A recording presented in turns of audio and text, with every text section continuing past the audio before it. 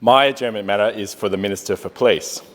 The action I seek is for the Minister to substantially increase funding, support, resources and staffing for Mornington Police, particularly to enable them to better tackle the growing crime rate in our community.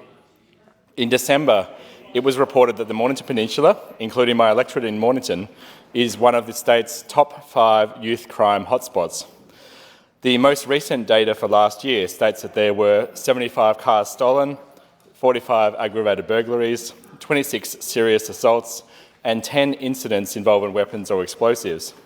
Ever since my election as the member for Mornington, I have kept in close contact with anxious and concerned residents in my electorate who've contacted me regarding a spate of home invasions where cars, wallets and more have been stolen, and with a number of break-ins being aggravated, and it's lucky in some instances that homeowners, particularly children, are not at risk or injured. Early last year, many complaints were coming from Mount Eliza and Mornington in particular, and identified as hotspots. Earlier this year, many complaints are coming from Mount Martha, with a number of houses around Hern Road, Capri Drive, Shearwater Drive, The Point, Churchill, Stanley, Ponyara Road and other areas being targeted for break-ins and burglaries. Residents have sat in their homes in fear that they could be the next victims of a brazen home invasion. One resident I spoke to a couple of days ago in Mount Martha said that their young daughter was only 10 seconds away from coming face to face with the intruder coming out of the bathroom at the time, and she had wondered what might have happened if her daughter had come face to face with that intruder.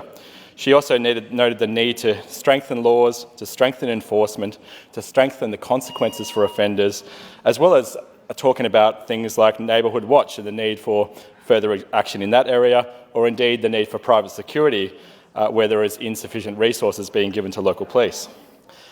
Now, I know, having visited Mornington Police Station just last week, I had the pleasure of presenting them with the Victorian flag, but I also had the chance to tour the station and meet with the officers.